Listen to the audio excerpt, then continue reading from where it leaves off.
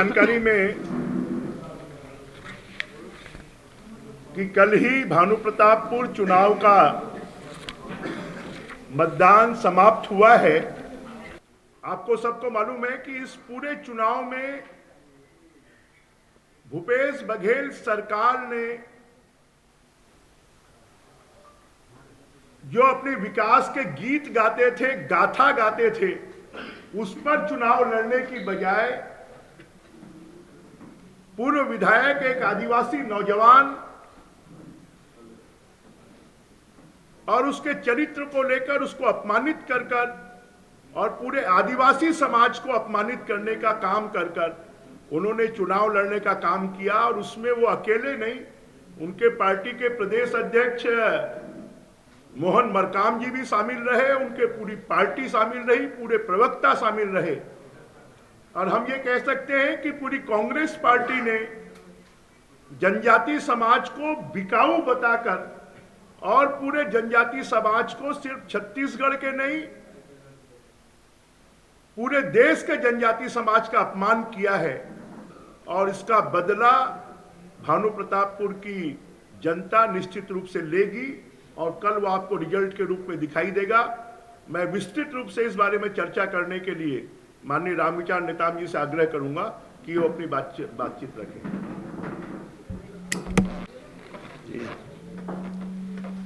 साथियों नमस्कार। जैसा कि आपके बीच में हमारे प्रदेश के कद्दावर नेता, हम सबके आदरणीय बृजमोहन अग्रवाल जी ने पूरी बात को भानुप्रतापपुर विधानसभा क्षेत्र के उस चुनाव के दौरान, प्रचार के दौरान कांग्रेस के ओछी मानसिकता का जो उदाहरण प्रस्तुत किया गया, मैं समझता हूं कि इसे हमारा पूरा आदिवासी समाज कभी माफ नहीं करेगा। इस समाज को गुमराह करने के लिए, इस समाज को भ्रमित करने के लिए और इस समाज को अपमानित करने के लिए उन्होंने जो हथकंडा अपनाया, इससे निश्चित ही भूपेश बघेल सरकार को बहुत ही हाय लगेगा, लोगों को श्राप भी लगेगा। एक गरीब आदिवासी परिवार का बेटा चुनाव प्रत्याशी के रूप में मैदान में आता है, भारतीय जनता पार्टी के सर्वसम्मत प्रत्याशी के रूप में उसे लाया जाता है। उसे प्रचार करने के लिए हम सब मिलकर के माननीय बृजमोहन जी के नेतृत्व में हम सब ने भरपूर प्रयास किया, मेहनत किया। और प्रदेश सरकार की जो नाकामियां थीं, उन सब को देखते हुए ऐन वक्त में आरक्षण के विषय को भी उन क्षेत्रों में लोगों ने बहुत ही गंभीरता से लिया और सरकार के प्रति लोगों का आक्रोश झलकने लगा, दिखाई देने लगा। चाहे विकास के कार्य हों, चाहे अन्य सोशल सेक्टर में काम करने की बात हो, बेरोजगारों को रोजगार देने की बात हो, लोगों के 30,000 आवास छीनने की बात हो, इन सभी बातों से वहां की जनता भारी आक्रोशित थी। कांग्रेस पार्टी की सरकार को, कांग्रेस को सबक सिखाने के लिए उनका गुस्सा जगह जगह पे दिखाई दे रहा था। इन सब स्थिति को देखते हुए मुख्यमंत्री ने जो षड्यंत्र किया और एक हमारा भारतीय जनता पार्टी का गरीब परिवार का बेटा, आदिवासी समाज का प्रतिनिधित्व करने वाला,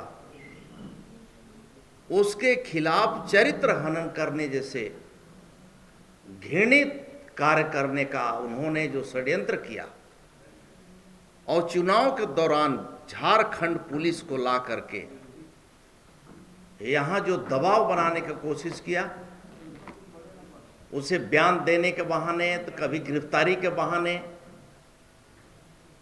तरह तरह का। कल ही आप लोगों ने देखा कि बड़ी संख्या में मतदान केंद्रों में मतदाता लाइन में जब लगे हुए हैं और उन क्षेत्रों में भारतीय जनता पार्टी का प्रत्याशी को स्पष्ट रूप से लोगों का समर्थन प्राप्त होने जैसी परिस्थिति दिखाई दे रही थी। इन सब को देखते हुए मुख्यमंत्री जी ने, कांग्रेस पार्टी की सरकार ने, कांग्रेस के मंत्रियों ने और उनके प्रदेश के अध्यक्ष ने बिना सोचे समझे जिस प्रकार से षड्यंत्र पूर्वक एक चारित्रिक हनन करने का जो षड्यंत्र किया, कुचक्र रचा और मतदान को प्रभावित करने के लिए कल के दिन जिस प्रकार से नाटक हुआ, घटनाक्रम आपके सामने रहा, उससे समाज जो है बहुत ही क्षुब्ध है और नाराज भी है। और कांग्रेस पार्टी को निश्चित ही इस समाज के नाराजगी का खामियाजा उन्हें भुगतना पड़ेगा। सरकार की नीति के तहत शराब सिर्फ सरकारी दुकानों से ही मिल सकती है, तो वहां पर हजारों पेटी शराब जब्त की गई है। वो कहां से आई? क्या ये सरकार पंगु हो गई है? क्या ये सरकार नामर्द हो गई है? दूसरे प्रदेशों की शराब को यहां पर बिकने के लिए अलाउ कर दिया है? क्या सरकारी दुकानों से वहां पर शराब सप्लाई की गई है? इसका जवाब उनको देना चाहिए। और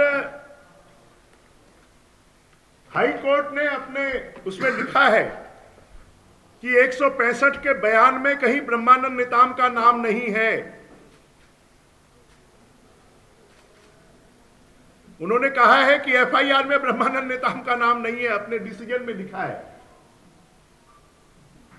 तो फिर एक नौजवान आदिवासी जो पहले विधायक रह चुका है, जिसको पूरा क्षेत्र जानता है, जिसको पूरी दुनिया जानती है, जिसके साथ में सुरक्षा लगी हुई थी प्रत्याशी के रूप में भी, पूर्व विधायक के रूप में भी, उसके बारे में कांग्रेस के प्रदेश के अध्यक्ष, मुख्यमंत्री स्वयं भाषण जाकर कहते हैं वहां पर। तो ये पूरे देश के आदिवासी समाज का अपमान है। इस चुनाव में तो बदला लेगी, आने वाले 2023 के चुनाव में, आने वाले 2024 के चुनाव में भी आदिवासी समाज भूपेश बघेल और कांग्रेस पार्टी को माफ नहीं करने वाला है। और भानु प्रतापपुर का भरोसा भाजपा के साथ है और निश्चित रूप से इस चुनाव को भारतीय जनता पार्टी जीतेगी और जीतकर यह संदेश जाएगा कि भूपेश, अब तुम्हारे जाने का समय आ गया है। पहले आरक्षण के नाम पर बरगलाने की कोशिश की, फिर विधानसभा का सत्र बुलाकर जब मालूम है वो लागू नहीं हो सकता, खाली वोट की राजनीति के लिए पूरे देश के संविधान कानून का मखौल उड़ाया गया, उससे भी इनका जी नहीं भरा। तो ब्रह्मानंद नेताम को अंतिम समय में, और मुझे तो लगता है कि जो कल गिरफ्तारी की कोशिश की, वो ईवीएम मशीनों में गड़बड़ करने के लिए अपने सरकारी अधिकारियों के माध्यम से फर्जी वोटिंग कराने के लिए ऐसा समय चुना, जो कि वोटिंग का 2:30 बजे से 3 बजे का 3:30 4 बजे तक वहां पर लाइनें लगी हुई थी, और उस समय को चुना। यह निश्चित रूप से, जबकि 1 बजे झारखंड के हाई कोर्ट के द्वारा गिरफ्तारी पर रोक लगा दी गई थी, उसके बाद आजकल इंटरनेट का जमाना है, सोशल मीडिया का जमाना है, 1 सेकंड में आ जाती है जानकारी। अगर हमारे पास में 1 सेकंड में जानकारी आ गई, अगर सोशल मीडिया में 2 बजे चलना शुरू हो गया, तो उसके बाद 2:30 बजे गिरफ्तारी करने जाना, हाई कोर्ट और सुप्रीम कोर्ट के निर्णयों के बारे में कहा जाता है कि अगर आपके कान में भी पड़ गए तो आपको उसको मानना चाहिए। उसके बाद भी मुझे लगता है कि सिर्फ छत्तीसगढ़ सरकार के साथ साथ उस जिले के एसपी, कलेक्टर और झारखंड की पुलिस, ये सब हाई कोर्ट की अवमानना के दोषी हैं और उनके खिलाफ ये कार्रवाई होनी चाहिए।